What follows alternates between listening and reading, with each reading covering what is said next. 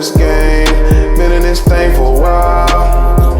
Yeah, yeah, yeah. Been in this thing for a while. Been in this thing for a while. Been in this thing for a while. You don't even know my pain. You can't even match my style. You don't even know this game. Been in this thing for a while. Yeah, yeah, yeah, yeah. Been in this thing for a while. Been in this thing for a while. Yeah.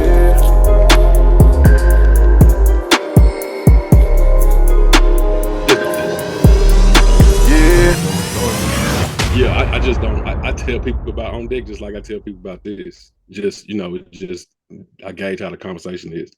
I always big up that shit, man, because it's amazing to see these guys or see him in a space where it's getting popular now, and it's to know that he's been doing it. You know what I'm saying? Like, and if you listen to him, like, bro has perfected the craft of it. It takes it very serious, and it's real dope. It's dope. It's good to see. I appreciate that. Yeah. Yeah, it's like you went to school for it almost, you know what I mean? Like yeah, oh yeah, most definitely. Hard knocks. Yeah, like that's what I'm saying. It's like these are like the school of experience. School of experience. Yeah, school of experience. Shirt's coming soon. Yeah. Absolutely. Y'all familiar with that voice, man? It is another week in the books. If you tuned in last week to that dynamic episode, that was really good. That's Dro, character in the story. Like I was telling Mo, man, this is a book of life, and we want to introduce you to the characters that we continuously mention and talk about. We want them to have voices and faces in these spaces. So we happy to have you, brother. How you doing? I'm good, man. I'm good. Hey, last week was amazing. It was that was really good. Hey, Mo tried to get me too. Another Lou would have been mad at Mo. He tried to get me. He caught a little snapshot of me. My eyes was watering. See what I did? You like that? Allergies my whole life. This nigga tried to get me on the clip art like I had been teared up on that. You thought I didn't catch that, Mo? Yeah, man. Hey, I said, Ludo, check out that. He ain't gonna even see I this. started to put some sunglasses on just in case I might have wanted to let something flow. I don't know what was gonna happen tonight, but last week was dope. Like for the moles from Montgomery, you feel what I'm saying? Like, and to hear the old head call and say he want to call in and talk, like, hey, y'all, that's validation right there that you need. That like, what y'all doing is it's amazing, man. It's beyond dope. Like it's y'all in the space that's very much needed, and y'all are handling y'all wax in this space, and it's a good feeling, man. I'm anxious and I'm excited to sit down here and talk to you. Like I said, y'all Negroes is like superstars. Well, you got to give some credit to your pops. He struck the curve. I mean, he struck the nerve for this. As much as I talk and do this, like your dad is the one that when I think back of like who was talking like this when I was like coming up and wanting to know shit. I'm like, Dro Daddy. That nigga used to try to tell us, boy. I say it all the time. Yeah, that nigga ever sitting in the front yard, bro. Like, y'all need to do this, and I heard this, and y'all doing the wrong thing. We're like, man, shut up, dude. We don't want to hear that, man. We outside. But he was the only person telling us right, man. Like we was the blind leading the blind.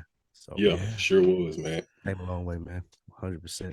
Mo, we're talking about imposter syndrome this week, brother. Yeah. How'd you come up with this? And it's gonna have a lot to do with you know how we getting into it as far as even dealing with these flowers y'all giving me. So I don't feel like Hey, I'm gonna be a father during this episode. I'm keeping it raw with y'all, man. Cool. Hey, Miss Lady. How you doing? Ribbon behind. Say what's up. Thing going on. Say what's up. Oh, okay. All right. And then she shot. Now, my daughter would do the same thing for sure. She'd walk off on you like that. She might have kind of like dipped in and out, but him just being like the honorary third member nonetheless. But he said, man, he enjoyed the episode, of course, but just that imposter syndrome that he was speaking to, it's kind of it's a very interesting concept because I almost thought I don't have this, and then I realized I had to go down a list of things until I realized, oh, here's where that applies to me. And I know where it applies. I was like, where I always feel that like weird outer body, like I'm here, I know I'm here, but then I'm questioning why am I here, so to speak, or why do people feel this way? Why, so it's a very interesting thing, and it's not to try to be fake humble or fake somber after the fact of like a celebratory episode. And again, very grateful for everybody sending those got in contact with one of the brothers that left that, so we'll be getting him here soon. Did you? I think a Van, I believe. Yeah. The got in guy, contact. the old head guy, or the other guy? Yeah, the one that we said, because he thought it was funny. Said a deacon at least, like he thought that was pretty funny. So shouts out to him, man. He's doing great work over there with his show, man, and everything. You the MVP. You the MVP, bro, for reaching out to these people, following up and stuff. That's how you made this happen. As far as it with the same reach out to me, I respect that tenacity so much, because I do not have it. I don't know if it's arrogance or what it is, but I do. You don't fear rejection? Is that what you don't think it's a fear of rejection? I do. Okay. Yeah, absolutely. I do 100% fear rejection. So if they don't say anything, what does that make you feel? Feel like if somebody you like, hey man, look, you try to come with the humble, the real, like, man, look, I ain't trying to ask much, man. I don't even normally do this. You come with the Spike Lee version of this, and you get no reply because somebody I reached out to didn't reply at all, and I was pretty surprised. But I got out of that quick. It's a friend of the show. Who was it? You gotta tell me who it was. I'll tell you. I'll tell you off. You don't want to put them on blaze on here? Yeah, no, I ain't gonna even. I hope it ain't who I think it is. It probably I got an idea. It probably is. But I didn't take no offense to it. Honestly, I really didn't. I had to get out of that and realize it's like, people got stuff going on, so I had to shake that off because I used to have that. That's my problem too. Yeah.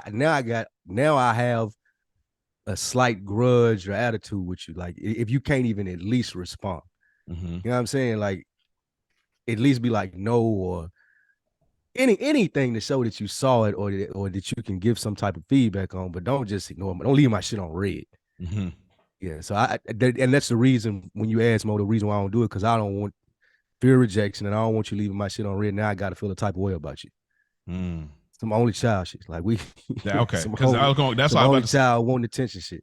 Because what about you, Dro? Because you said that, like, you be telling people like, yo, check this out, look out. How do you feel about outreach? I guess when it comes to something you may be promoting or doing, and you don't, and may not necessarily be a person you have a real relationship with, but you're trying to, so to speak, sell. Do you just be like, nah, I'm cool on the only child tip, or you be like, look, it's gonna be what's gonna be? I can't even hold you, man. I'm hesitant always.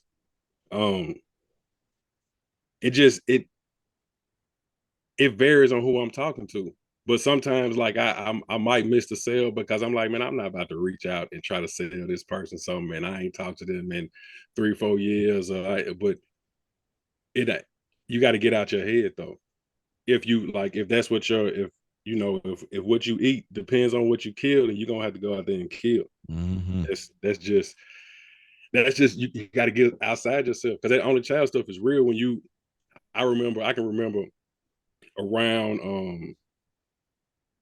2012, like, I had printed up these tickets for this show I was doing for an album that I dropped, and I think I wanted like $10 for the tickets or $5 for the tickets, and I just had a stack of tickets, and I was going places, and I didn't care if people showed up to the show. I was just trying to sell the tickets. So I was asking people that I knew for $5 outside of asking them to buy this ticket. I'm like, hey man, give me $5. They're like, for what? This ticket right here. So it's just it's a different approach for different things. Like with the shit I do now, like, hey, who take your trash out?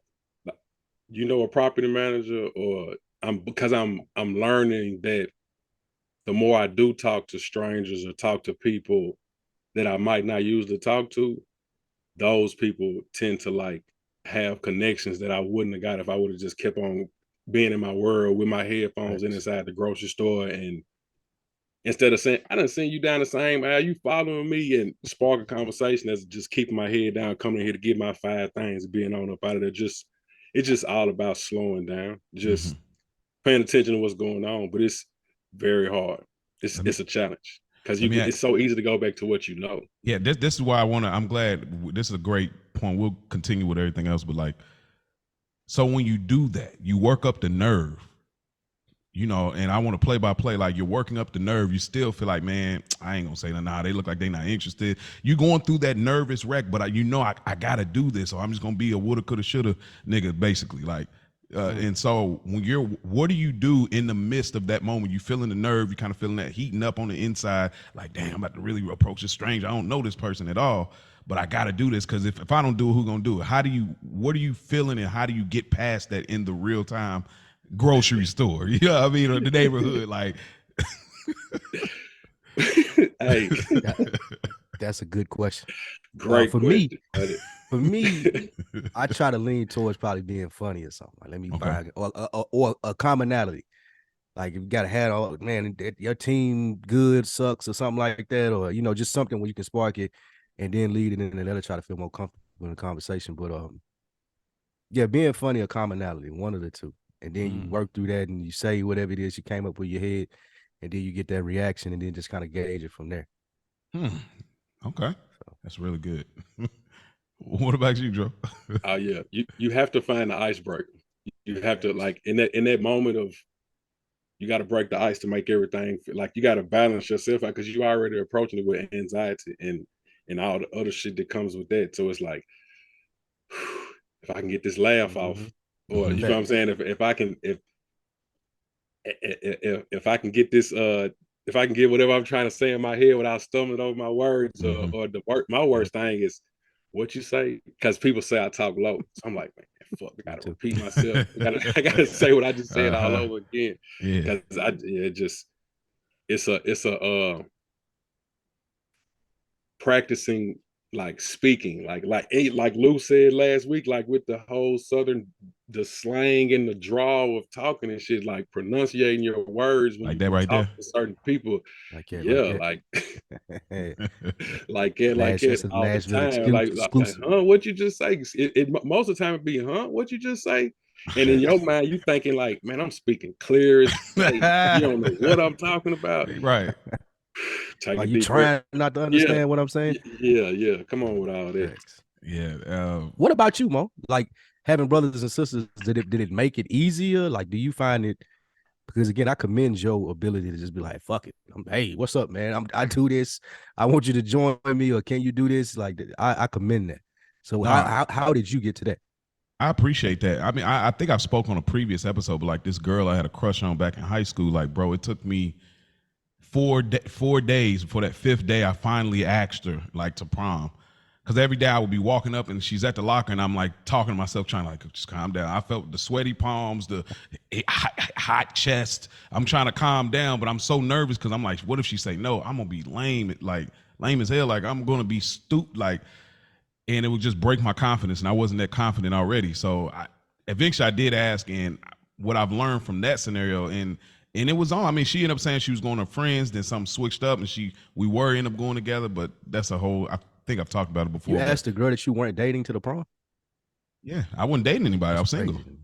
You single? That's what do crazy. you? I never went to A single prom. person asking a single You didn't go person at all? is crazy. I only No, went I once. did I ain't go. to my own prom.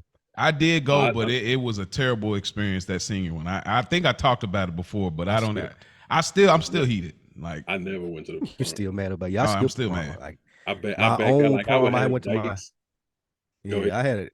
Like, I dated a chick and I went to her prom her junior year, and I was a senior, but I didn't go to my See, senior prom. me and you did that. Like, I with you. I did the junior prom when she was a senior, and that was like my prom pretty much. And then when mine came, it was a lot different. But I said all that to say, so I what thought that I was some TV shit, man. I ain't gonna lie.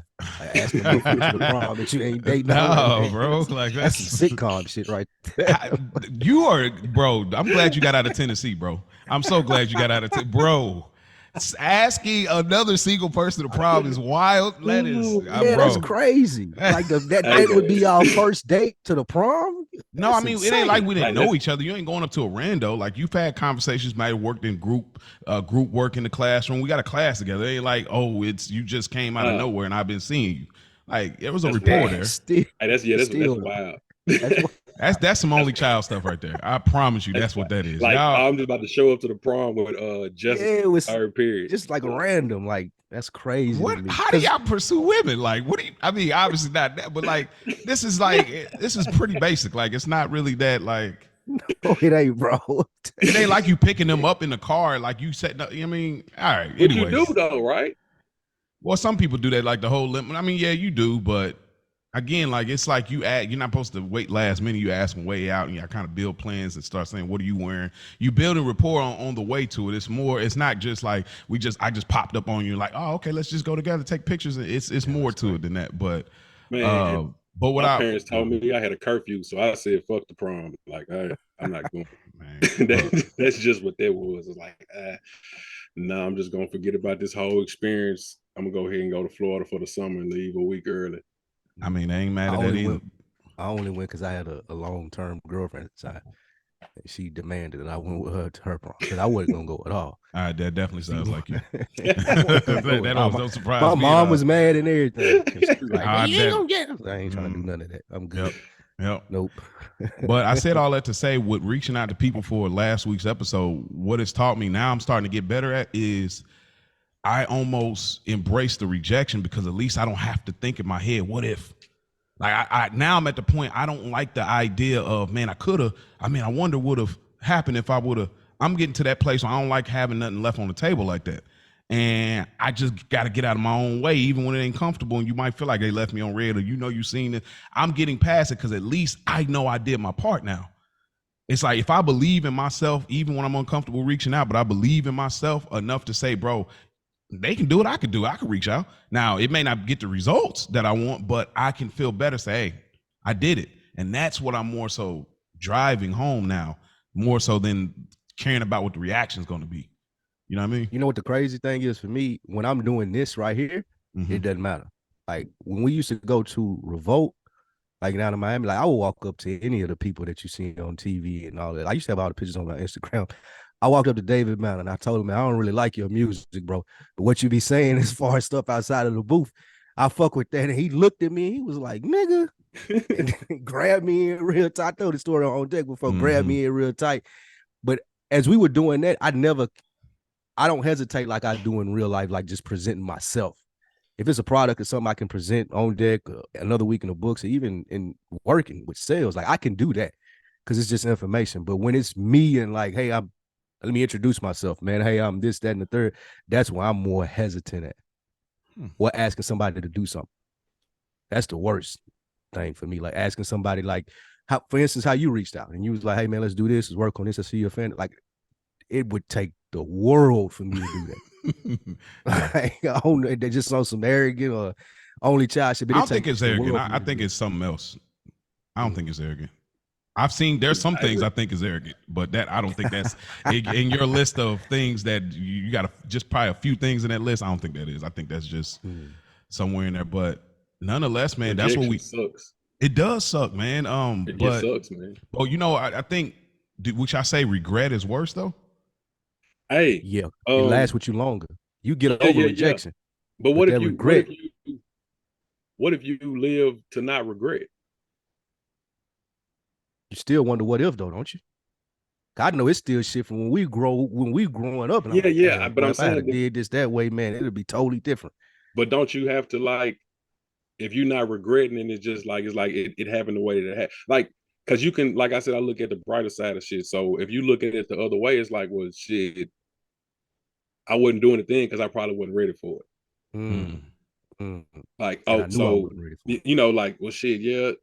Hey, I'm glad I started going to the club at 13, 14, because at 35, when it's time to lock down and get myself, I ain't chasing that, what everybody is doing. Like, the shit looks good. Like it looks real good on Instagram and what, like with traveling and shit like that. But like, when you've been doing it, 20 years at your own level, not nothing lavish, but just being able to get up and go wherever you want to go and do what you want to do to a certain extent, then it's like, yeah, you could have the mind state of being like, well, man, damn, if I would have been doing this and I would have had land in Wichita, Kansas, and townhouses like, yeah, but that ain't how it played out. So, but I mean, I definitely understand the what if of, if you did say something, or if I stayed at this mixer like 30 minutes longer and had held that conversation instead of taking this bullshit phone call just to get up out of there. Like, those moments do come, but I think you still have to, you have to be prepared in them moments.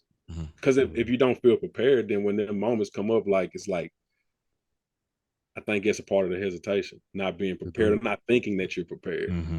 Like, not, you know what you're talking about, but damn, and that comes from practice though, like everything else. Like, it's like with a business pitch, an elevator pitch. When you see somebody you need to have in 15, 30 seconds of what you do and how you get down, like right there, right to spit it out the top of your head, just like it's your mission statement for your life. What's up, man? I'm Joe. I do this. Some man. Boom, boom, boom. Yeah, oh, for real? Well, hey, you got a card? Yeah, here. Then you off the elevator. And it don't take nothing. That's like that go down with me with the man-made holidays about they say happy Thanksgiving. I can say that shit too. I don't have to, act like I'm this, Push my I'm beliefs invested. on everybody else. Yeah. Like, okay, care, cool, whatever, man. Happy Thanksgiving. My response this year was gobble, gobble, eat until you wobble. And I left it at that. You know what I'm saying? Like it just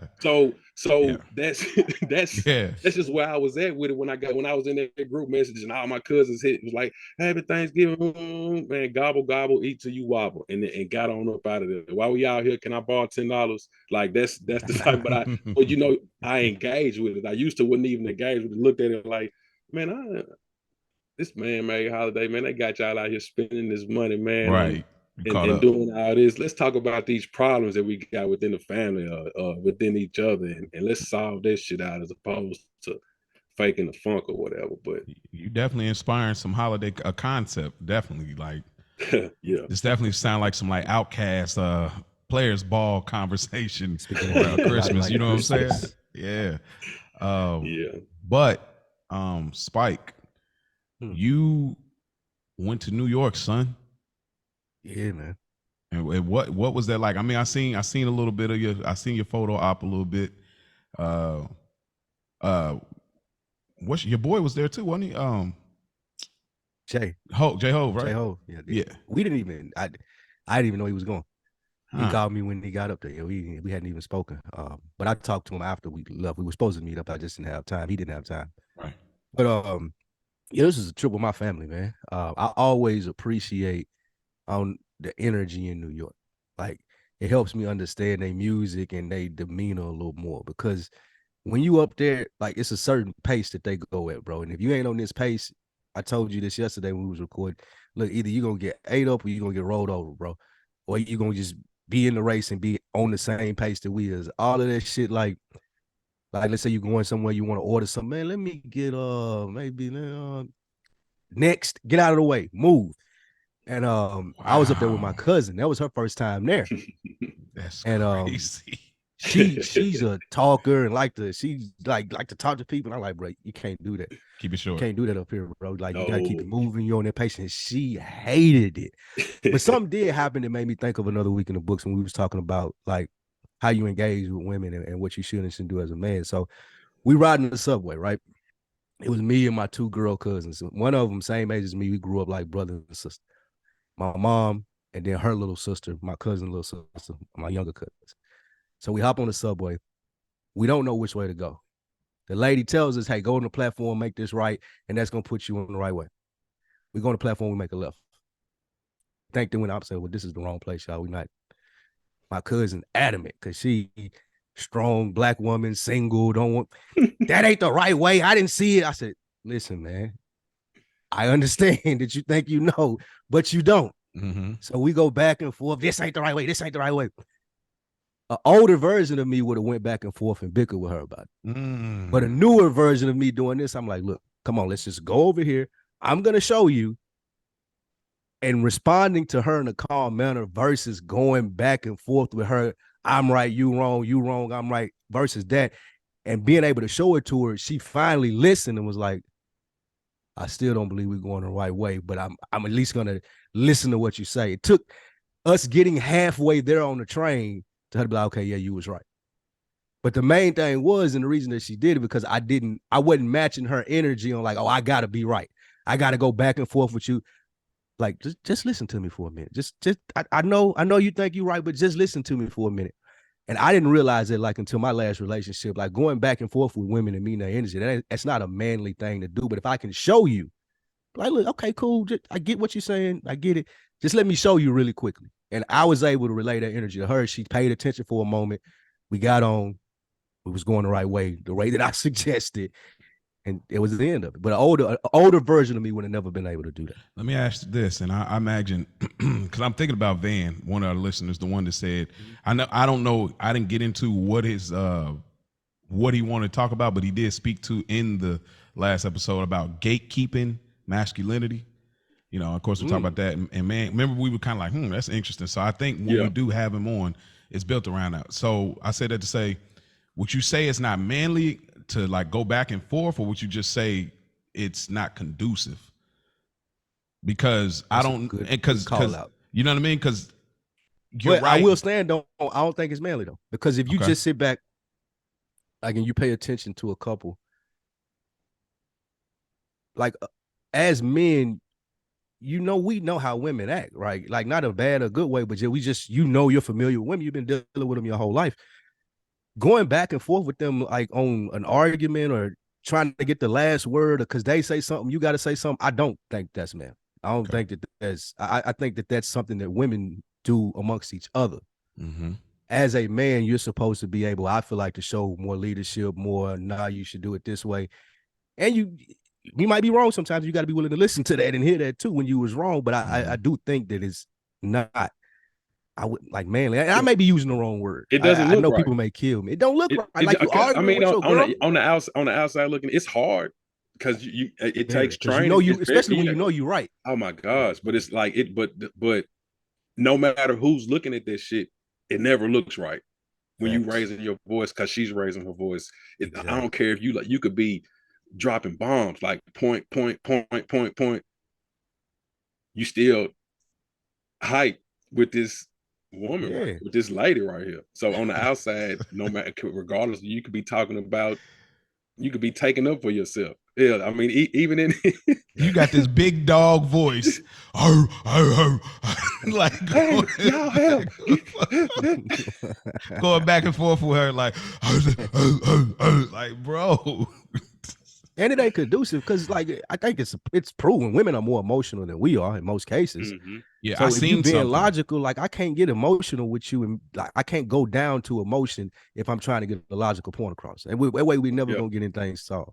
Yeah, I seen something. I can't remember all 6 points, but 2 of the points, it was this psychologist on Instagram. It's just a little short video of like just how to react to things. So the 2 things that stood out was one, when you're in an argument with somebody, the calmer you talk, the more frustrated they'll get. Them down. But then it also brings them down because now they believe you're winning the argument because you're getting out of character and emotion. One more thing about that observation that I made.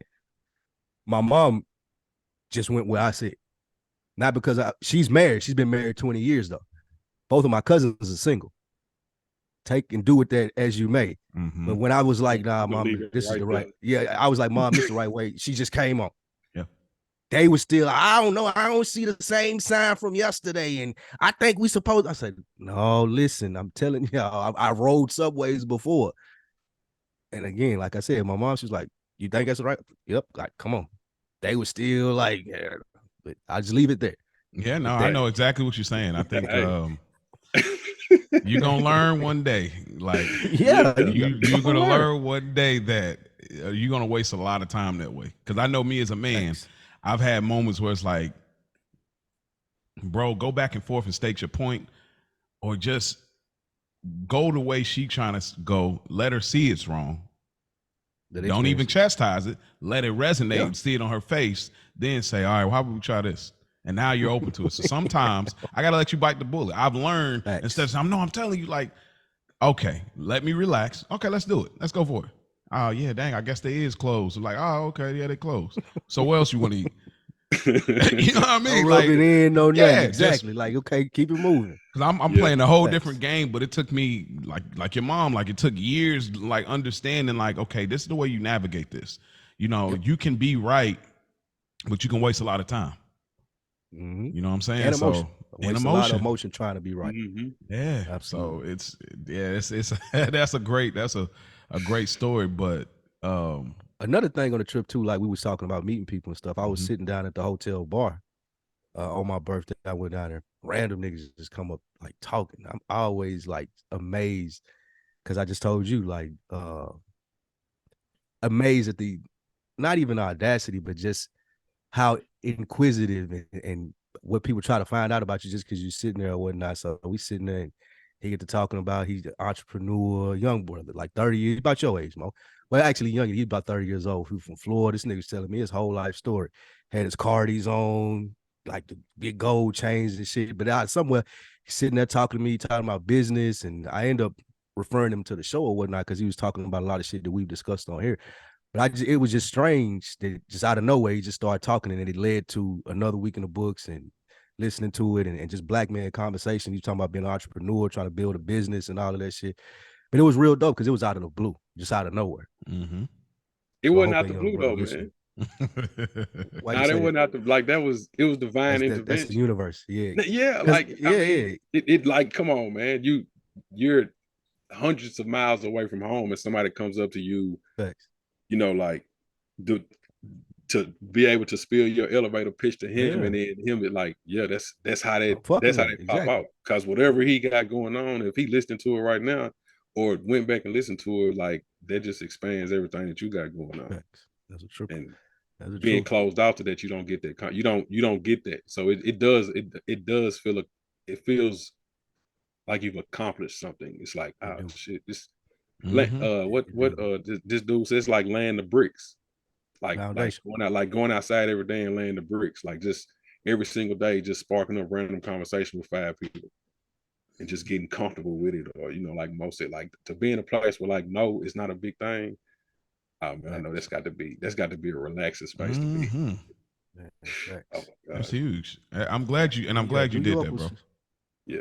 Not just the trip, it was but good. Like we talked for maybe 35. We talked for 35, 40 minutes, bro. Like we was like real good. That's what I've been talking about. It's like being open. I just never wanted you to be closed off, like, you know, because you say you being your own, like whatever, like. But I'm glad that you was not closed off to like this dude with shades and a chain on and like he looked like he's somebody, maybe he ain't somebody trying to be somebody. You know what? You know what I mean? We do that time. What this nigga got going on? Exactly. But I'm glad you wasn't, because there's always an opportunity, especially if something. And they made it easy for you. You pursued me, so I got the upper hand now. Now I'm. It's easier on defense because now you get to make all of the initiations of moves. I'm on defense, so all I got to do is react to whatever the offense you brought my way. So that was a perfect scenario for you, bro. It was. It really was. That was a cool young brother, man. He had a lot going on. He said he started a trucking company and just different shit, man. It was a dope conversation. And it just started from me just sitting there like, man, what's up, bro? And I was like, I'm just sitting here having a drink. You know what I'm saying? My birthday. Oh, it's your birthday, bro. Get him another one or whatever it may be. And we just talk from there. That's crazy. That was like some real TV stuff right there. Huh? It was. I swear to God, I felt like I was on fucking camera or some shit. Like somebody was setting me up. I'm like, what the fuck is this? What was you dressed like, bro? What was you dressed like? I had on some Timbs and an MCM hoodie. Okay. And so you was like a little streetwear type. Yeah, nice watch, nice little Gucci hat, you know. Okay. So probably looked like I had a lot going on. It was this old ass nigga, this gray and his beard, fly at the bar right here. It's fly OG over here. Going on. Yeah, exactly. That's how he approached it too. But it was dope. That was dope. I appreciated New York. Turning 41, as I always say, spending time with family. That's the most important thing to me. I got to do a lot of that. Got to catch up with cuz, got to catch up with moms and her husband. Got to meet some of his friends, meet some people that he knew up there in New York that showed us around. It was a really dope experience, man. The Jay-Z did shit was motivating, like to know what, because we stopped by the Marcy Projects where he grew up at, just like complete shithole as far as what it looked like and all of that. Just knowing, just right around the corner, this man got a whole goddamn library dedicated to his career, knowing he grew up right there in a third generation, like he said, 3 generations of his house grew up in them projects. His grandmama, great grandmama, I believe he said, his sisters or whatnot. Knowing he was able to do that and then have it to that just right around the block from where he grew up at, that shit was inspiring. Like everybody may not fuck with Jay-Z, but that story, just being able to see that shit. That still count. Like that still count, bro. That shit was inspiring. Regardless of being a fan or not a fan, and that counts. Packed, bro. Like old heads in there, kids, like it was packed. Yeah. It was like hours to go from exhibit to exhibit. That shit, it was really dope. I took something from that. Nice. I would ask more question about who else could do that, but that's more of an on deck. I catch y'all on deck when y'all come back. I'm gonna get with y'all, man. I'll roll that over to the next episode. Yeah, for sure. But Imposter syndrome, man. Or was there something in the zeitgeist that you had in mind, or I don't know. Sometimes you be kind of. No, ain't nothing really been happening out here in these streets, man. That's worthy of our platform this week, man. Worthy of our platform. I like it. Yeah, I think this imposter syndrome it's gonna fill up some good space, man. We don't want to put that other shit out there this week. Okay. Just let me. Okay. So I'm gonna let you lead this. You running point guard. Throw the hoops. That's the best way I work, man. I sent you a breakdown of what an imposter syndrome, like what they say it is and shit. ChatGPT, y'all ain't using ChatGPT, man. Like y'all got to get on it. Not YouTube guys in general, just period. Hey, if you listening, start using ChatGPT, brother. All right, they're gonna have y'all here somewhere in like Black Mirror land, boy. Why you playing, boy? Mode on like TVs, like this nigga got a flip phone. Like, you are hilarious, dude. A flip phone cooking with ChatGPT. I can see whatever it is. I've been cooking. I be the one with the all kind of emails. I be the one with the bunker, boy. Like, you be the nigga at work telling people about the microwave rays and shit, fucking up your brain. I definitely ain't that person. Like, but yeah, my cousin just sent me like, my friend, the AirPods, and I don't even pay no mind no more. I'm like, bro, everything's bad for you. Like, I just chalked it up, bro. Everything's bad for you. Facts. But everything that you enjoy, especially. It's a lot to read here. I'm trying to figure out. It ain't nothing that you want to read word for word. It's just a reference guide as we're talking through this and stuff in there that you may find. Well, I'll read this part. So, imposter syndrome, for our listeners, that like, what is that? Imposter syndrome refers to a psychological pattern in which individuals doubt their accomplishments and have a persistent fear of being exposed as a fraud. Despite evidence of their competence, the phenomenon is characterized by feeling of inadequacy and a persistent internalized fear that others eventually discover the person is not as skilled or knowledgeable as they appear to be. Wow. Sheesh. I would say we all probably deal with that, just not know how to label it. Right? I'm glad you said that. That's a great starting point to this conversation. Okay. So where is this coming? Okay, so where does imposter syndrome? I'm gonna start with you, Joe. First off, do you deal with this feeling? Yeah. Okay. I mean, hearing you read about it and thinking about areas of my life where I may have not wanted to put myself out there because I didn't want to, like, oh shit, I know what I'm doing, but I really don't know what I'm doing, and I don't want somebody that really knows what they're doing to expose me. Yeah. So where does so that's the perfect point. What area in your life do you refer to when you're talking about that? Because obviously it's not everything we do. There's moments where we're mad confident, like, nah, I know what I'm talking about, bro. But there's those other areas. What areas is that for you? I am in my relationship. It get like it because you have this person criticizing you about things, and depending on how you take it, or depending on how long you've been doing said things they're criticizing you about, you might think all the way back, like, well, hold the fuck on. I've been doing this since I was 17, and here I am 20 years later, and you pointed out of all people, like it has you questioning shit, like, oh, I don't like it. Make you question a lot. It make you go back into like the self-reflection just doesn't stop at 20. Like you then go back to 10 and try to self-reflect of what was going on at 10, and it's like, oh well, shit. When I was at the Boys and Girls Club at 7 years old, like I tried out for the track team and I didn't make the track team. So ever since then, like I ain't even tried to run fast. I know I can, but it's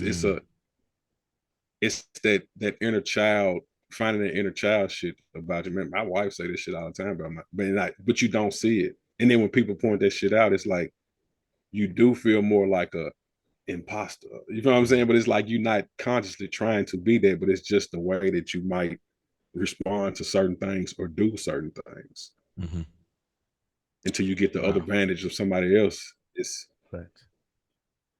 and especially when it's somebody that you really care about, because anybody can, if it's somebody that you don't give a fuck about, like they can say whatever they want to say, like, hey, yeah, nigga, whatever. I'm still about to dunk on you, knowing you ain't never dunked a day in your life. You know what I'm saying? But like, whatever. But it's got more when merit. it's somebody you truly, yeah. Hey, when you're somebody you truly care about, like it hits different, and it's way different. Man, it makes you question a lot. It does. What? So you relationship? Okay, Spike. What about you? What area do you see that coming out a lot? As far as the imposter syndrome, where do you see that come out a lot? Because, like I said, I imagine it's not every area of your life. It's not in comfortable spaces like this. This is a comfortable space. Like when you're kicking the shit with your homeboys, it don't feel like that because those people know you in the bads and the goods. For me, it's mostly like being outside of our spaces, like in corporate America, which is one of my goals, is to get out of it because I don't like how you have to act in it. Corporate America, or things that I'm really not knowledgeable of, or where I feel like I can't really be myself. That's when I feel it the most. Like when I do have to watch my dialect because I do got that draw. I do say like that or something like that. And you see somebody's face and you know that they caught that. Those are the places for me where I feel it the most. Like, for example, I have a homeboy. He's a project manager. He works for Delta. We went to high school together, and he didn't realize what I did professionally before I got into sales. I managed project managers and helped them get jobs and things of that nature. But I've never really pursued the career in it because I imposter syndrome. Ironically enough, he does it for $1 billion company. Before his presentations and all that shit, he calls me. Hey, bro, can you help me with this, that, and the third? Or what do you think about this? Or let me run this by you. What advice would you give me going into this meeting? And I'm sitting over here thinking that I couldn't pull that off. However, I'm able to help him because it's a comfortable space that I have with him. And he always commends, like, oh, man, I appreciate you, this, that, and the third. And it always kind of blows my mind because I feel like if I was in that space, I would be feeling just like he would. However, since it's him asking me, and I've been knowing him since high school, he was a freshman, I was a senior, so he's always kind of looked up to me. When he calls and asks, I feel like it's something that I have to live up to. Like that whole, even going back to high school, he looked up to me then, I can't leave him hanging now. However, if you remove him from the situation and it was me working for Delta, I would feel that same way. Damn, what I'm supposed to do here? Who can I call? Ask this, that, and the third. So it's a real strange thing with me. I'm highly confident in these spaces, like what we do here, podcasts and media, approaching people about it. I'm highly confident in those areas. But if it's outside of our space where you got to talk a little different, motherfucker might judge you because of the clothes you got on or how you pronounce some certain shit, that's where it kicks in for me mostly. Wow. What about you? I'll be honest, man. What'd you say? You ain't getting out of it. You try to slide out and move on. I was about to get my Spike Lou on. I was about to get my Spike Lou on real podcasty. You feel me? I was about to get real Spike Soul. But honestly, for me, it's when I'm amongst like pastors and preachers. That is the area I always feel that kind of imposter syndrome. I know what was revealed to me. I know when I was called, I remember everything about it, but you'll have moments where you get amongst, because for me, I always, well, it's part of it is I always feel like an outsider, and that's probably another syndrome. I always feel an outsider. No matter where I'm at, I'm always like I'm on an island by myself. Nobody relates to me. You one of a select few people. I will give you. You one of a select few people. You are an outsider, but not in a bad way, though. Yeah, but I be trying to like figure out how to fit in the norm. But then now I'm at the point I'm like, bro, I'll do well is I'll understand people more than they'll understand me. So at least, if nothing else, I understand you and I can navigate according to how I understand you. I don't look for people to understand me at this point because I know, like you said, just one of one kind of. But like when it comes to being amongst them, I always feel different, because it's like I'm here. I know I can preach the word, I can share it, and I've seen lives truly blessed through what God has given me to preach. But there's moments like I don't dress like y'all. I don't have this regal, like whatever that is that I see. I don't do the stump, shout, step, like nothing about me. And when I'm in those moments, I don't feel nothing like y'all. So then I'd be like, maybe something wrong with me. Maybe, I don't know. I don't feel like y'all. I don't act like y'all.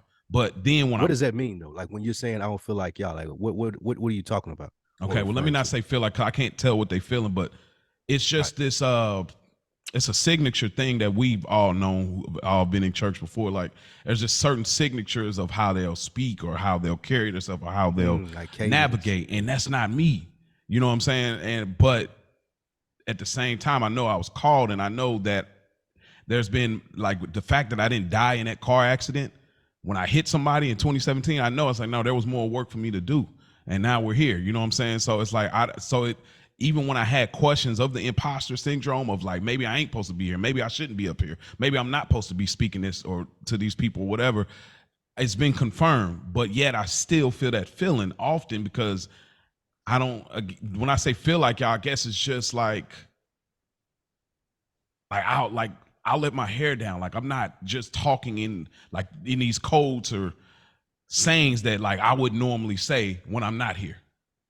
I'm pretty regular across the board. Like I'm not, y'all know I don't really cuss like that. I don't really, you know what I mean? But at the same time, I introduce myself to people in those crowds. I'm Maurice. I'm not saying I'm Reverend Hunt, Minister Hunt, messing, whatever y'all. I ain't Reverend Hunt the I'm third. just Maurice. Yeah. Like that's me. I'm Maurice. And so anyway, I don't have to go on a deep tangent with that. Is it because a lot of them are older than you? Because you fairly young to be in that calling. Is age a big factor? Age probably plays a part. I think that's a part of it. I don't. Is that? Yeah. Is that the gatekeeping that you were almost getting into? No, it's not that, but that would definitely. I mean, there's probably some versions of gatekeeping in that realm. There's definitely that. There's definitely that. Like, cause like it's like y'all sing. I think the age thing is a huge thing too. It's like I don't know these songs. Like I didn't grow up on hymns. I didn't grow up on like that. Ain't like I'm listening. Like I can get in the spirit listening to some like Christian rap. Like getting in. Like that's me on the way. Like I can. That's me. I can do that. Like people look at me like, bro, you're not gonna. Nah, I'm into it. I'm feeling the spirit right now. Like, but yeah, that's just pay money to see you preach more. I promise. So this guy's wild. I'm about to say if I stay on my Facebook, I'll send you something, but but I don't have it no more. Somebody hacked it and I don't have it anymore. But I've come a long way from those days. Like I definitely know how to really communicate it a lot more. It's not too far off from these conversations, to be honest. Yeah. So, I want to see it too, Mo. Yeah, it's not too far off from here. I promise you that. But yeah, that's definitely the area for me. So let me ask a little further with both of y'all. Why? Because it's the imposter, so the fraudulent. Why do you feel somewhere internally as a fraud? Because you can say I don't feel like a fraud, but the behavior says differently. Because you're you're not a fraud, but you feel that way, so you don't pursue it because you're like, oh, if I get it, I'm gonna be exposed to be like, I'm not really who I said I was. Well, you know what it is for me. That feeling comes. Dro spoke to this earlier. Rich has said it on this platform before. It's like one of the easiest and hardest things to do is just being a man of your word. Like you know to your core, like when you go home, are you doing the work that's required to get to where you want to be? Mm-hmm. And a lot of the times, your day was long, or you just want to watch TV, or just let me play a Madden real quick. A lot of the times you do that versus doing the work that you know you're supposed to be doing because of the elevator pitches and the bricks that you laying out in the world. And you know that you're supposed to be doing that stuff, but you still don't. So it comes from not following through, for me, not following through on the stuff that I said, not never doing it and not ever following through, but not doing enough to be more accomplished in what you're doing. Like I'm a procrastinator bad. Like I'll say I'm gonna do something and it'll take forever. I was about to say the same thing. I'm too comfortable in the state of procrastination. I do it tomorrow, I do it again, or I'll write this up later.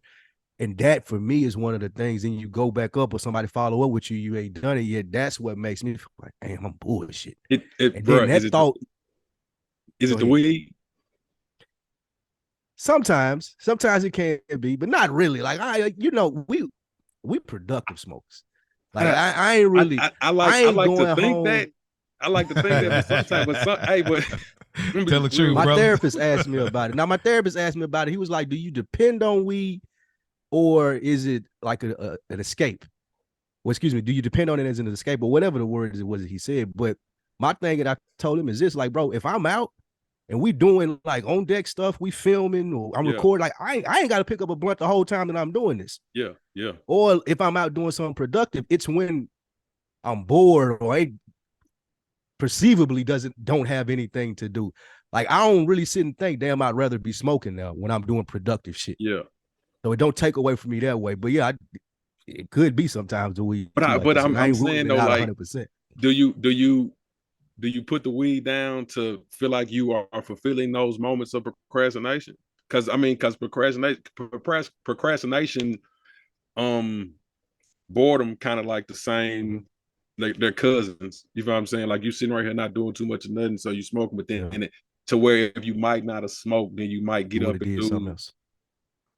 30 more minutes of something else. And I a lot of time, man, when you had them long days, like that reefer will take you on to the state of relaxation where it'd be like, I'll do it tomorrow. Tomorrow morning, I'm gonna wake up and do it. Tomorrow, but you like, but, and you know what it is too, to what you're saying. One of my problems, my vices, I'm an instant gratification guy. Like I like for shit to happen now. Like so weed, like you said, I know I can smoke and get high. That's gonna happen because I'm smoking good weed. However, that other thing that I'm doing, it may just be writing something. It may be a 30-day play. Yeah. So now I'm like, well, shit, I can write it now, but I ain't gonna get no effects from it from 30, 40 days from now. Like I can do that shit tomorrow. So that's my biggest problem. One, instant gratification, and that's probably what keeps me in procrastination mode. Like I want to do it, see it. Like that's why I play golf. Like golf is something instant. Like okay, you fix this little thing and boom, and the ball gonna go this way. Or you fix this little thing and you're gonna hit it this way this time. I'm so caught up in instant gratification sometimes that it puts off stuff that it take a long time for that shit to pay off. So I put that off and like, I'll do it tomorrow because I ain't gonna see no return on that shit for like a year. No way. That's what I got to get out of my head. Is that the normal process of the return, or is just depending on what you're doing? Because it sounds like the long-term gratification doesn't come as, of course, it doesn't come as quick as the instant gratification, but is it because it takes a year to do this, or? Yep. It's because of that. It takes a year to do it, or in some only child wanting to be arrogant type of way. I like that was a good job, man. And some shit that you work on, nobody ain't gonna know it's a good. Like it took 10 years for how y'all was talking about me at the beginning of the podcast. Shit took 10 years to get to this point of being this good. Yeah. But it's something that I love to do. With other stuff, it's something that you like to do, as an idea that you have, and I got to run it up this thing, I got to do that, I got to build this out, and it's like 2 or 3 years of work that you got to do with it, and it's just hard for me sometimes to get hyped for that. So then I ain't doing what I'm saying I'm gonna do, and now that leads to the imposter syndrome and the thought in my head of like, shit, I supposed to have been to put this RSS feed together for this nigga to start this podcast, or I supposed to have been had this little blurb wrote out for this thing that you're supposed to do for Spike Lee, but ain't nobody telling me if I do it today, tomorrow, that it's good. Yeah. I gotta wait a year, 2 years, or 10 years for a motherfucker to say that it's good. That's one of my biggest problems. Do you set goals? Yeah, I started since we started doing this podcast and write them down and check them off. But look, that's a must. Like, which do you like, long term or short term, or both? Long term and short term, both. Yeah. Yeah. I started having to do this shit. Seeing it in front of you. Like now, like holding yourself accountable. Man, facts. My therapist told me every day, like, every night, write down some shit that you're trying to knock out the next day, and then knock that out, and then like that's how you're gonna get your grip. But then you still set them ones it's a little bit, because I know after 10 years of doing this shit how people praise you of like, people that's just catching on, or people that's been on along for the ride the whole time. Like that gratification, they gotta feel that's kind of like you looking back and like, man, this shit paid off. So like in the next 10 years, it's like, okay, well, I want to be not only that, but I want to be sitting down with so and so or running my own. It's a it's a lot. It's a grind. But it take years, but doing it every day helps. Writing that shit down, that's part of the most helpful thing. I'm glad you said that before I wrapped and threw the ball back to you, Mo. Writing it down, looking at it, reading it, saying it, writing it down again every day.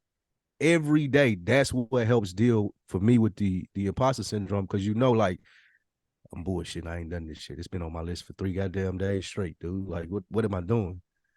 And See, going 'cause and getting that out of the way.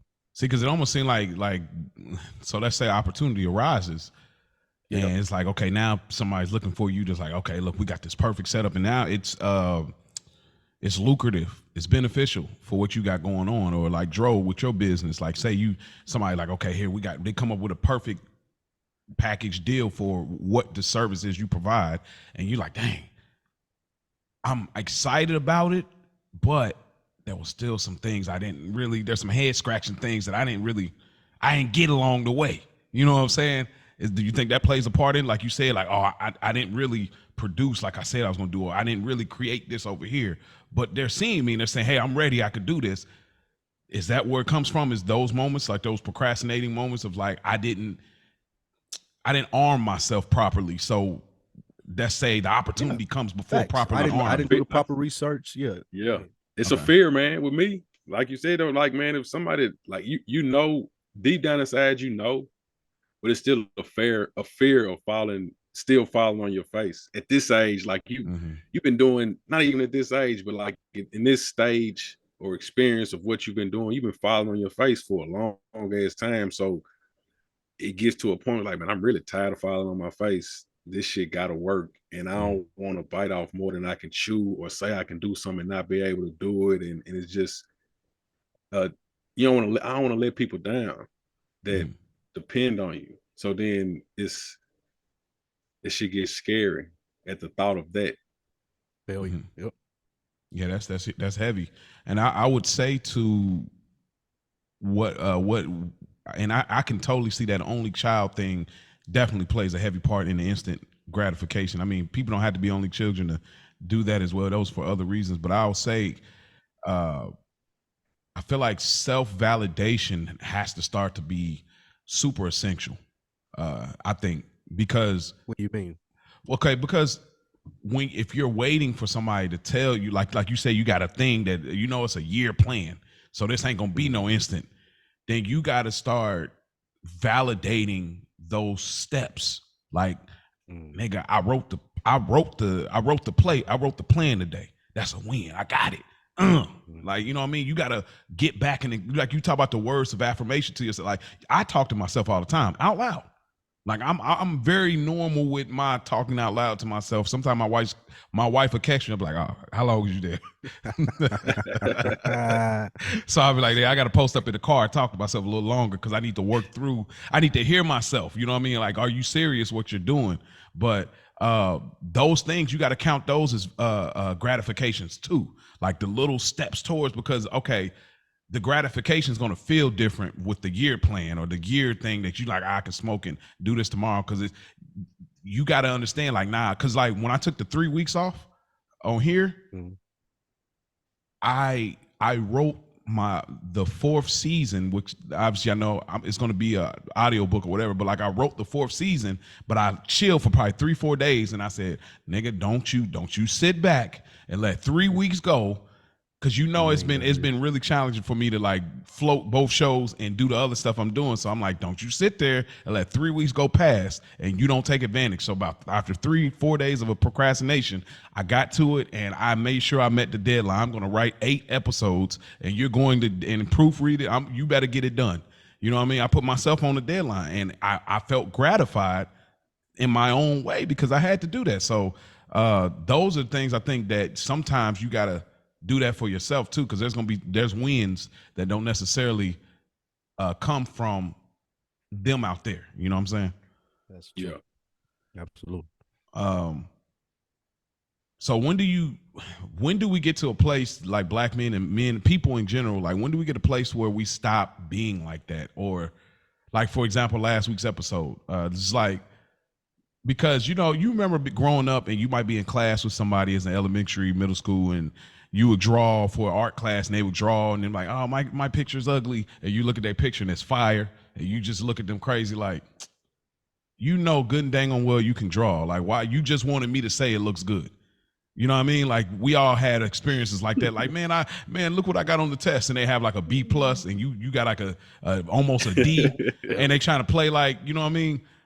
when do we get to a place like that? Because to some people that listen to us might be like, all right, bro, like cut it. Like when we be like, I mean, I can't believe people like this. Because I guess let me try to frame the question right for both y'all. When do you get to a place where you stop being surprised because of your intentionality? I thought this out. I put together the plan. I worked the plan, and the results are in. So when people now are hitting me back like, yo, that's dope, that's fire, I connected this and that. When do you get to a place of stop being surprised or caught off guard by it when you know you mapped this joint out? Like you spoke to it, mapping it out. A lot of the times you're surprised because you didn't put in the work. So you surprised by, oh, I'm surprised I'm motherfucker. Like you go all the way back to talking to a chick. You approach her the wrong way or say the wrong shit, breath stinking, anything like that. Like you're gonna get rejected because you didn't put in the work. You ain't take the time to put a piece of gum in your mouth, make sure your clothes was on right. Stop. You ain't take the time to do show. that. But it's like what you said. You become less surprised when you stop procrastinating and bullshitting with yourself, and you measure those small wins, like y'all said. Like writing it down every day, knowing that you did this, knowing that you did the work, knowing that you were prepared for it, knowing that you got your pitch together, knowing that you all the way how you need to be when you make your approach. It's not really going to be surprising for you because that's what you were preparing for. It becomes surprising, or it's more daunting on you when you know you ain't done the fucking work. Especially for me. Like when you know you winging it, like we good enough, we can talk, we silver tongue enough and been through enough, had enough experiences. You can wing 80% of the situations that you run into. Now you're gonna be surprised. You might be surprised at how that shit turned out. Like, I can't believe the nigga bought this shit. That's just that. Like we got the gift of gab. That's why we sit here and we do this. Yeah. However, when you add the gift of gab and the preparation, and I know I want this shit, even if it ain't a yes, you still gonna know that you checked all the boxes and did what you need to do. And then another door opens where that no came from. Maybe I didn't get what I was intending for in preparation for this, but damn, guess what happened on the road to it? Because I was prepared and I did run into this, or in the preparation phase, I figured this out and I can go a whole nother direction now. But that shit only comes from like when you doing the work that you claim you're gonna do. One of the hardest things and easiest things to do is being a man of your word. Because all you got to do is do what you say you're gonna do. But it's hard as hell. It's hard as hell just to go out and do what you say you're gonna do. Yeah, it is. I second that. What say you, Mo? What you think about? Yeah. I mean, I'm getting to that place. I'm getting to that place where, I mean, I think you still should keep some room for being surprised, because it keeps you humble in a way. You shouldn't be like, oh yeah, nigga, I knew that. Yeah, I knew. Yeah, bro, I knew. Like I knew. Yeah, they like me. Yeah, I knew they would. You don't want to be like that about everything. Not like that. Not like that. Not in a arrogant sense, but like LeBron James go out and he scored 20 points. It's not a surprise, bro. He put $1 million worth of working on his body at 40, even at 40. Mm-hmm. It's surprising if he scores 6 points. You're like, what the fuck happened to this nigga? Yeah, I say you practice so much the balling looks natural. Like it's just like it's you're gonna like when you put the work in, the hours of the work or like the practice and shit, like what you're doing is gonna look natural to the person who's admiring it. So it's gonna come off as humble in a way. And then like you can still get like, okay, it feels good because it always feels good to be acknowledged. Mm-hmm. Like in a positive light, in a good way, like somebody acknowledges you. That's top tier right there. When you're doing something that is on the up and up, and it's positively affecting the people that it's meant to hit in them areas. The acknowledgement is grand. That's the like I would rather people appreciate than support, because you can get support from anybody, but I want people to appreciate what I'm doing. Like know what goes into it. You know what I'm saying? Like that's like I tell y'all, man, when I know that you got a baby on the way, Mo, wife at the house, you working, trying to find your place where you at, Lou doing 4-5 podcasts a week on schedule, like the appreciate it ain't even about support with me. It's about I appreciate the time that y'all carve out to do what y'all are producing to get out to us every single week. Appreciation goes a long way for in my world. Like that goes. You didn't see a lot of it growing up. Like, it wasn't a lot of appreciation around us coming up. No. Like, I give you an example, Joe. Like, one of our mutual friends, like, you talking about a popular kid, like, he got chicks, everything, but he started bartending randomly. And motherfuckers were asking, like, man, why you bartending, bro? He like, I got a plan. And nigga was bartending, figuring out how to mix drinks, became a mixologist and all of these things. And he was like, well, shit, I'm gonna build a club. And him and his homeboy I remember the first time he told me about it. He's like, nigga, I'm learning how to do all of this shit. So we finna build a club. We finna do it ourselves.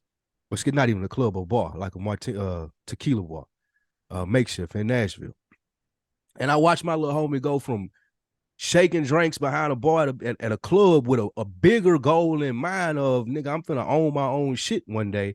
And I'm gonna build it from the ground up. And I'm gonna know everything about how to do it because I'm taking the time out to practice it. Like, he could have just spent the money and got somebody else to do it. He had the ability to do that, but it means a lot more to him that he took the time out to learn it. And when she was Dro was just talking about with appreciation, there's no way I would go anywhere else when I go back to Nashville. Every time I go, like, that's where I'm at. I'm eating there. If I'm drinking, I'm drinking. I'm spending my money with him because I seen him do it. And I appreciate that shit. It goes beyond support. It got to a point. Somebody hit me on Instagram because I still wear the hat, the shirt and shit when I go record. Like, is that your bar? Is that your bar? Nah, this is my little homie. It may as well be. I ain't got no ownership. It didn't have nothing to do with it, but I watched him from day one. And I'm going to support it like it is mine. But that goes to the difference, like Dro was saying, between like seeing somebody do that and appreciating the work that they put in. So there's no way that I wouldn't go give whatever I got to make sure that he's successful. Like, I'm so proud of my little homie for that. Like, every time I go, I'm spending money. Yeah, every time I go, I say, look, bro, I'm spending my black-owned dollars. When I'm celebrating, this is where I'm spending my black-owned dollars. During the week, this where I'm spending my money. Because I know since it's been open, I ain't been nowhere else. Yeah. So that kind of goes a little further. So the appreciation, there's obviously with appreciating over support, even though we had a support episode, y'all go check that out. So there's it's like almost like a gratefulness for process, right? Facts. And people who appreciate process, who stick to it, who go through what you actually supposed to go through to get where you need to be. Right. Because we're gonna take cheat codes and pay for, like, been doing it for as long as I've been doing this. I could have paid for followers. I could have did all of this shit and bought an Instagram page or bought a YouTube. But what would be the fun in that? Like, what are you building with that? You know what I'm saying? Versus doing this organically and having the 10 to 15 people that reached out like last week and were like, nah, bro, this shit means the world to me. Like, I'm glad this is the best shit that I've had. Like, somebody just told me yesterday that I didn't even think they listened. It was Jay. I was talking to Jay yesterday. You're like, nah, bro, niggas be coming up to me, bro. They're like, they know you from TSU. And they like, man, your boy got us that another week in the book show. I knew you did the other one, man. He got something with that. Like, I don't never hear nobody talking like that. That's fine. Like, that shit blows my mind. Bro, I'm so happy for you, bro. I can't tell you, like, because you didn't really put the 10,000 hours in, bro. I can't say it enough. Yeah, man. Like when we talk, like, if we treat this like a rap label, bro, you go. You're the guy. You know what I mean? And I'm the guy behind him. Like, after that, yo, give me a feature. Let me come behind you, bro. Like, you are the guy. We are pushing. Yeah, you know what I mean? We pushing Spike Lee. That is because you didn't put the time in when the dollars wasn't there. So to tie that all in, bro. And I'm not counting your pockets or whatever, but podcasting is just a hard place for a stream of income. It just is. And it's even probably more challenging for Black podcasters. You know what I'm saying? So with that being said, I heard some numbers today that made me mad. Like, oh man, it's like the money is there. You just got to have a big name. And I hate to cut you off when you was talking, but Gilbert Arenas was talking. He played basketball. I know Gilbert. I know. That's my error. That's my error. Okay, so you know him. He said that they would do 2 episodes a week and they make $1,000 an episode when they started. So you're talking about 2,000, 4, 6, about 8,000 a month from podcasts. But that comes easier when you got a name. Like, motherfuckers already know you. to what you were just speaking of, with it's just two niggas that picked up a microphone like Animal Brown and I did. Like it's a long way to go when you get to $1,000 an episode, nigga. I promise you. I know it is. All you new podcasters and motherfuckers to do this, don't expect $1,000 an episode, man. That's a big fact. But I thought that was interesting. So to tie that back into the imposter syndrome, those are the things I think you got to lean on when opportunity presents your way. Dro, with you and your business, how long you been in business? This one 2.5 years. Okay, so I'm a serial entrepreneur, Mo. That's why I said about the shirt. I've been following on my face, man. Okay, go. Yeah. So this one right here, 2.5 years. Tell which business? Which business you talking about? And then tell us about the shirt. Right now I'm in the waste management space, residential and commercial. Oh, motto. Waste management. That's Sopranos thing, bro. Yeah, I know you. Yeah. Yep. Okay, so then with you being in that for 2.5 years, Spike being in podcasting for 10 years plus, when it comes to opportunity presenting itself, you really got to start to, I feel like you can't lean on what you ain't did. You got to lean on what you have done, because y'all put time in. It ain't like you've been doing this for 2 weeks and then opportunity came and you blew. You put 10 years in, bro. Like you put 2.5 years in. You know how many black businesses don't make it to a year, bro? Seriously, like, so those things are legitimate. Like when you got some, shots out to Rich and Ray P and a school over there, like at Culture Garden, like y'all did it for a year. That counts. Like we got to start counting the W's. Shouts out to the Mallory Bros. They say we always got a bad habit of we capitalize our L's, but we lowercase our W's. We act like it's the end of the world when the L come, but when the W come, I'm just trying to get by, man. I'm just trying. Nah, man, capitalize those joints. Like all of this is a win. Like to get to the point, people like you said, you didn't even know, listen to the show. Like this is a W. This is the trajectory is still there. It just ain't in your time, but it's still there. Like, so I guess I'm saying all this to say it's not necessarily a solution here, but like I'm saying all this to say that it counts. So when you find yourself getting in that, you feel fraudulent, you feel inadequate, or you feel unworthy to the position or the opportunity that's coming your way, you got to lean on, well, what have I accomplished? And a lot of times we look at others' accomplishments and use that as the gauge when it doesn't mean anything, because y'all don't have the same life, y'all don't have the same journey, y'all don't have the same adversity. So looking at somebody else's outcome versus yours, it shouldn't even be, it shouldn't even be compared. So I think that when all of us deal with this imposter syndrome, that's what we got to look at. When I get amongst older preachers or whoever it is, I don't look at it no more like I've had nervous moments and I've bombed because I'm thinking about these things in the midst of supposed to be sharing the message. Now I don't do that. I'm like, you know what? It's cool to see them there. People like, oh man, they did stay, blah, blah, blah. I don't pay no mind to none of that no more. When I get up there, like, nah, I'm supposed to be here. If I wasn't supposed to be here, I would have been dead in 2017, but I'm supposed to be here. You know what I'm saying? So with y'all two, it's the same thing, man. You've been in the business for 2.5 years, and you got a whole nother grind coming up. And Spike, you've been doing this for 10 years, and now you get new listeners, and now more opportunities coming. That stuff matters, bro. You gotta count that joint, man. I don't know what my question's supposed to be, but no, that's a good point that you bring, and it leads into, like, as we try to give takeaways and things that people can pick up from this Black men conversation. What we can do a better job amongst each other is celebrating each other's wins. I sent Dro a picture. I just got my degree in business. The general business administration, online school. I've been doing it for the last couple of years. Hey, you should send that to us, bro. Dro and I were talking. Dro and I were talking about business, and I wanted to show my credentials to them, let him know that I knew what I was doing.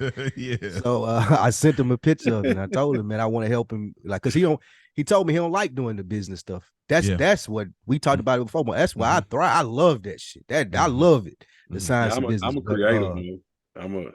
That's me. And I was just showing it to him. I got the ideas and stuff, but when it comes, I'm gonna have to hire a whole management team, because that's why I was showing it to him. And the first thing that he said was, "What are you doing to celebrate?" Like, what are you doing to celebrate the accomplishments that you had? Don't just show this shit to me, nigga. Like, what are you doing to show yourself, nigga? That, yeah, you did that. You accomplished it. So, like, to what you said, Mo. And amongst each other, we got to get way more comfortable with not just even celebrating each other, but being open to constructive criticism. Like, when the last time you asked somebody close to you, hey, what could I be doing better? In a relationship, in a business partnership, anything of that nature, and expecting a real response from them because they paying attention to what you're doing too, and it affects them. Like, every now and then we need to ask each other, hey man, could I be doing anything better? Y'all are married. I'm sure y'all have those questions in y'all relate. Like, can I do anything better? Like, maybe things may be going great, everything may be fine, but I still want to know, what could I do better? And you know, if you asking that from somebody genuine to fuck with you, they gonna give you some legit, real feedback that you can take, and that help with that imposter syndrome, because you could think you're doing the worst. You ask that question to somebody, like, well, generally everything, you checking all the boxes. You could improve in this one place. That gives you more confidence too in your head. You're like, oh, damn, I am doing a fairly decent job. Okay. Mm-hmm. So I feel like asking each other and being accountable. Dro is one of the, all my life that we've known each other, he one of the people that hold me most accountable. Like, if I say I'm gonna do something or anything, like if Dro give a fuck about you, he gonna, bro, you that ain't what you said though. You said you was gonna do this. Like, you ain't done it. Like, that was 2 weeks ago, my nigga. Like, he's never been afraid to do that. He's held me accountable probably more than any other my other friends in my life. Sometimes we'll bump heads about it because he been worse, bro. But it's needed. It's needed though. Yeah. I appreciate that shit now looking back on it. Yeah. So we do have to, we got to start highlighting the celebrations and telling each other that we proud. Like I remember one time somebody told me they was proud of me, and I was like, nigga, who the fuck are you to be proud of me? But it oh, that y'all are friends for real. Y'all are so friends. Like, y'all are so friends. Cause that is a Spike Lee response if I ain't heard one. Who are you? I can say that's happened to me before too. I can say this was about 10 years ago. So okay, that's totally different. I'm in a different space. I'm in a different space, but I can remember it. I was like, nigga, it sounded like you thought I was gonna be some type of like little homie, you kind of like, yeah, like, you know, poop butt ass nigga, man. What you mean you proud? But that's me 100%, nigga. Hey man, but like, hey, you know, those are things that you need to hear from your bro. Facts. Though, like, man, I'm proud of you, man. You know, like you locked in and did what you're supposed to do, man. And sometimes they need to hear that from people who they might not have expected it to come from, and that'll resonate a whole lot more than it would coming from someone who you expect it to come from. Thanks. I definitely agree, man. We gotta do a better job of bigging up our peoples, man. And, you know, just I've done that of like calling people and just hollering at them, just letting them know, like, shit, we ain't all on the same road, my nigga, but we going through some of the same things, and you killing that shit. You putting up with adversity, you putting up with the curveballs, and you still standing right there swinging, man. So, like, it goes a long way. It goes a long. It goes a long way for me to, you know, people that you talk to and just be like, man, we're like, you everything gonna be all right, man. You know, it's because life is a roller coaster, man. So when you don't know, when you're going through that tunnel, you don't know what's outside of the tunnel, whether it's, you know, is it still more track right here or what? You don't know what's going on. Somebody right there just shed some light to, like, nah, bro, like, you doing what you're supposed to be doing. Like I mentioned, surrounding yourself with people who are in the similar situations as you, whether it be married friends or, you know, like business owners and stuff like that, so you can relate those type of conversations to those type of people, so they can give you that type of feedback from an experienced place, as opposed to asking a guy who's been working at McDonald's for the last 15 years because it's convenient. Hey man, what should I do, man? No, I need to ask somebody who's been running the business for the last 15 years. Like, no, you need to sell that shit and stop holding on to the emotional tie of it, and, you know, start our way. It's cool to start our way over. Like, it's you got to surround yourself with people, like-minded individuals. You just have to.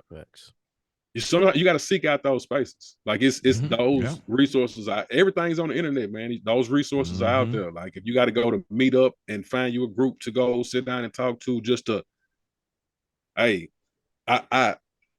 I'm glad that I'm able to interact around different types of people because of how I went to, like, how I was schooled in the schools that I went to. I'm not just closed off to being around a certain type of people, if you know what I'm saying. So I can come into those rooms and say something that Will Ferrell might say it, and like, oh shit, this guy's pretty cool. You feel what I'm saying? Or I can come in here and I can recite a whole Boosie song word for word, and hold on, look, yeah. So it's being able to be a chameleon in those environments and knowing where to get your advice from, because all advice ain't good advice. Facts. Fact. That was yeah, you bodied that, Joe. You bodied that. Well said. I'm podding. Yeah, you podding, boy. Word. I guess try to put a bow on it, because I know Spike he's a busy man. I'm gonna read the last 7 things that they say to how to cope with imposter syndrome. I'll just read the asterisks. So 1, acknowledge and normalize the feeling. 2, talk about it. 3, record achievements. That definitely, I don't do that. 4, set realistic goals. 5, seek professional help. 6, challenge negative thoughts. We just told y'all how to deal with that. And 7, develop self-compassion. That's really good. That's really good stuff there, man. Yeah, it is. I guess just to put a bow on it from me, and then we can see what everybody got going on before we get out of here. All of that is necessary, man. The last part. Let me read that last part. Okay, go It's for it. important to note that overcoming imposter syndrome is an ongoing process, and different strategies work for different people. Building self-awareness and seeking support are crucial steps towards managing and mitigate imposter syndrome. I think that's important. That is very important. Yeah. So all of these things, again, like we try to, the conversation is probably more important than solution on another week in the books, but y'all, I just want to say y'all worthy. You know what I'm saying? You brothers, those that are listening, you're worthy. You know what I'm saying? You got a purpose in your life. You're worthy. Like, a lot of it, I feel like I didn't get into it because I don't want to be overly long-winded, but like, you're worthy. You know what I mean? You're still breathing. You're on this side of the dirt. You're worthy. You got something to offer. A lot of times we feel like we don't got nothing to offer. And like Spike said earlier, it's like, oh, we just finessing it, or we just kind of floating through. We can kind of 80% of it do that. But like, even that takes skill. Like in a white community, they're probably doing that. And we look at it like, oh, it's brilliant as this. When black people do it, like, oh, that's just nigga shit. Excuse my language. But like, yeah, we just but it ain't though. It really ain't. There's an art, and there's more nuance to the gift that we have as black people to be able to make things look easy like that, to the point we question, did I put the work in? Nah, it's just a gift, bro. We just got it like that.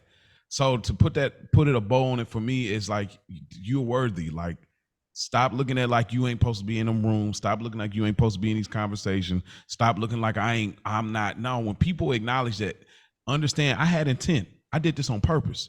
I care about this. So when somebody notices I care, don't be surprised. That's good. Yeah, That's it. Don't be too cool to care, man. Don't be too. A lot of our life we would act with. Don't be too cool to care, man. Don't let that shit. A lot of our life, I know, growing up for me, we acted like we was too cool to care about shit. You don't want to be that way at all. Boy. All right, man. Spike, what you got going on before we get out of here, man? All the normal stuff, man. All the normal podcasts, DeadEnd Sports, another week in the books, Good Earners, On Deck TV. Be on the lookout. Big announcements coming soon. Different platforms developed.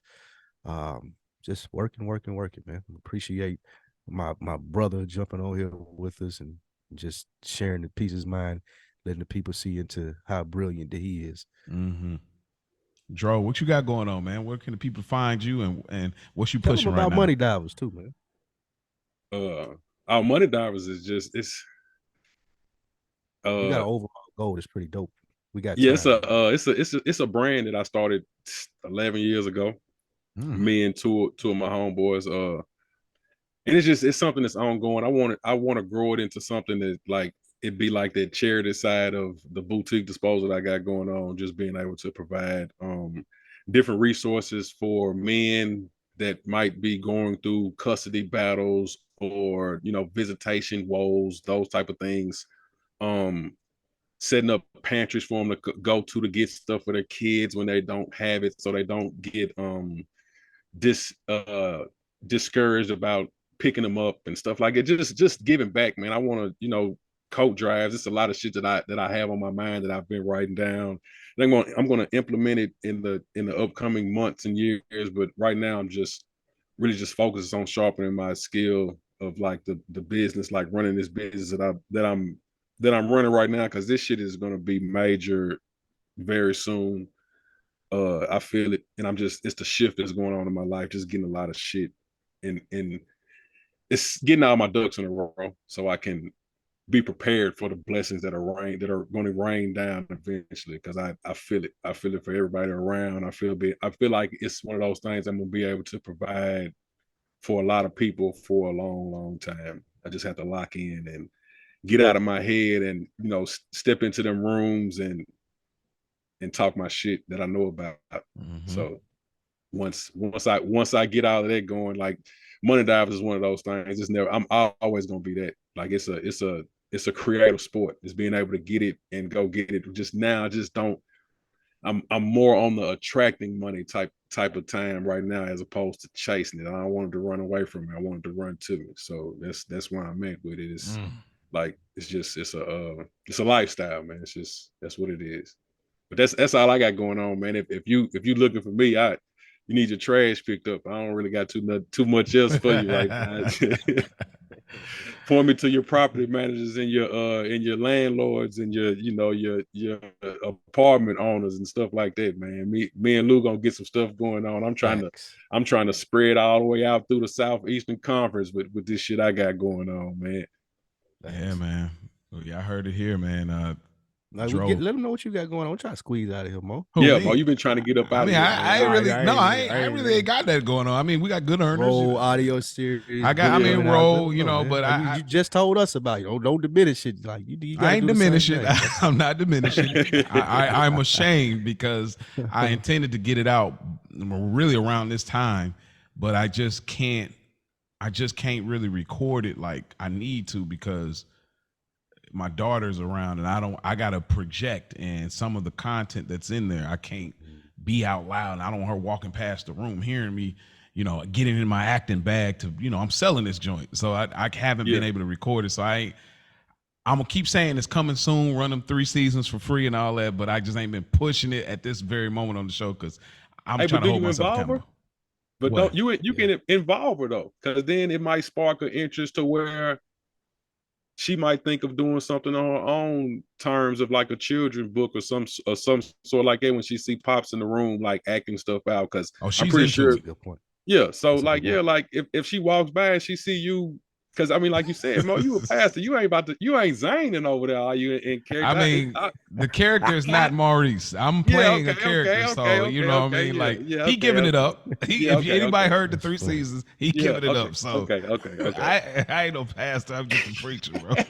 I don't have a church. I just share the message when I'm called to share a message. But hey, we speaking that into existence. We gonna have a church, man.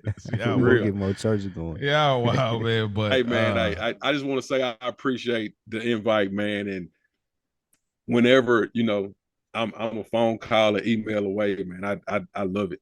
I just like I feel accomplished now. This is an accomplishment for me. Like this is a win for me being able to sit right here and hold court with you guys. Because hey, like I said, y'all cold. Yeah, y'all. Damn, them boys good. Y'all good. And Dro,